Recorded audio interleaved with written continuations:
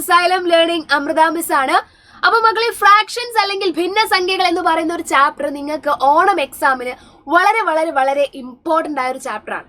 ഈ ഒരു ചാപ്റ്ററിൽ നിങ്ങൾക്ക് ഫുൾ മാർക്ക് വാങ്ങാൻ വേണ്ടി നിങ്ങൾ അറിഞ്ഞിരിക്കേണ്ട മൂന്ന് കാര്യങ്ങളുണ്ട്. അതൊന്ന് ഡീറ്റെയിൽഡ് ആയിട്ട് പറഞ്ഞു തരാനാണ് ഈ ഒരു വീഡിയോ. അപ്പോൾ നിങ്ങൾ എന്ത് ചെയ്യണം, കൃത്യമായിട്ട് ഈ വീഡിയോ മുഴുവനായിട്ട് കാണുക, നിങ്ങളുടെ ഫ്രണ്ട്സിനൊക്കെ ഷെയർ ചെയ്ത് കൊടുക്കുക. അത്രയും ഇമ്പോർട്ടൻ്റ് ആയിട്ടുള്ള കാര്യമാണ്. ഈ ഒരു 3 കാര്യം അറിഞ്ഞിരുന്നാൽ ഈ ഒരു ചാപ്റ്ററിൽ നിന്ന് വരുന്ന എല്ലാ ചോദ്യങ്ങളും നിങ്ങൾക്ക് കൃത്യമായിട്ട് ഉത്തരം കൊടുക്കാൻ വേണ്ടി പറ്റും. അപ്പോൾ അതിൽ ഒന്നാമത്തെ കാര്യം എന്ന് പറയുന്നത് ഭിന്നസംഖ്യകളെ ഗുണിക്കുന്നതാണ്. Multiplication of fractions. ഇവിടെ നിങ്ങൾക്ക് 2 ഫ്രാക്ഷൻസ് കാണാം. ഇവരെ എങ്ങനെയാ മൾട്ടിപ്ലൈ ചെയ്യാൻ നോക്കിയാലോ? വളരെ സിമ്പിൾ ആണ്.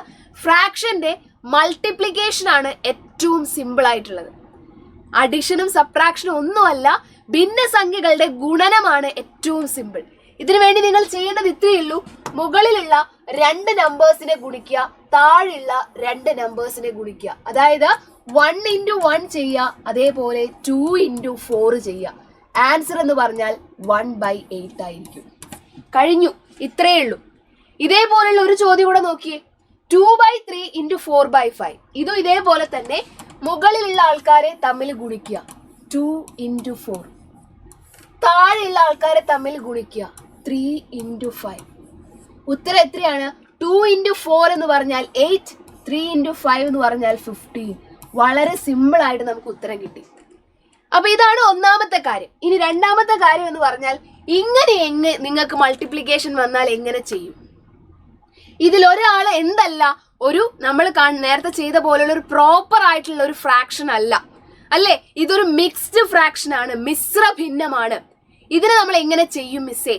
പേടിക്കേണ്ട മക്കളെ. നിങ്ങൾ എന്ത് ചെയ്യണം എന്ന് വെച്ചാൽ ഈ തന്നിരിക്കുന്ന ആളെ നൈസായിട്ടൊന്ന് മാറ്റി എഴുതുക. 1/2 എന്ന് നൈസായിട്ട് മാറ്റി എഴുതുക. എന്നിട്ടോ ഇവിടെ ഗുണിക്കുക, ഇവിടെ കൂട്ടുക. അതായത് 2 into 1 നിങ്ങൾ ആദ്യം ചെയ്യണം. 2 into 1. എന്നിട്ട് എന്ത് ചെയ്യണം? +1 ചെയ്യുക. Divided by 2. 2 into 1 2 +1 3 അല്ലേ? 2 + 1/2 അതായത് 3/2 എന്ന് നമുക്ക് വരും. അതായത് ഈ കാണിച്ചിരിക്കുന്ന 1/2 പകരം നിങ്ങൾ എന്ത് ചെയ്യണം? 3/2 എന്ന് എഴുതണം.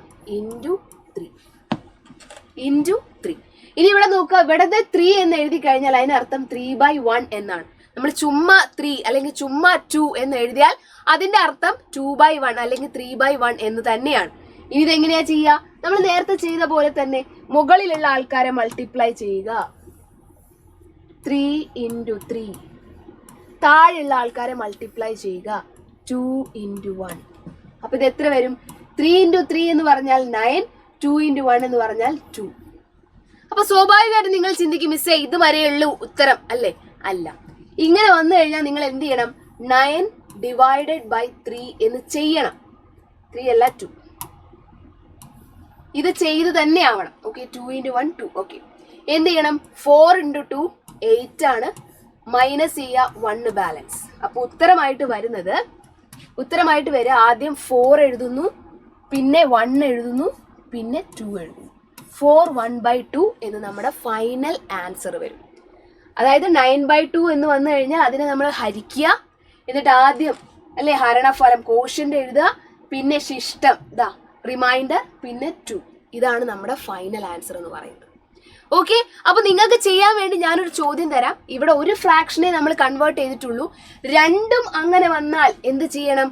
2 പേരെ നമ്മൾ മാറ്റണം. എന്നിട്ട് എന്ത് ചെയ്യണം? സാധാരണ പോലെ മൾട്ടിപ്ലൈ ചെയ്യണം. ചെയ്ത് നോക്കുക. നിങ്ങളുടെ ആൻസർ എത്രയെന്നുള്ള എന്ത് ചെയ്യുക? ഈ വീഡിയോയ്ക്ക് താഴെ കമന്റ് ആയിട്ട് പറയാം. അപ്പൊ മക്കളെ, ഇത് ഇമ്പോർട്ടന്റ് ആണ്, ഉറപ്പായും പഠിച്ചിരിക്കേണ്ട ഭാഗമാണ്. ആരും തന്നെ സ്കിപ്പ് ചെയ്യരുത്. മാക്സിമം ഫ്രണ്ട്സിന് ഷെയർ ചെയ്ത് കൊടുക്കുക. എല്ലാവരും പഠിക്കട്ടെ.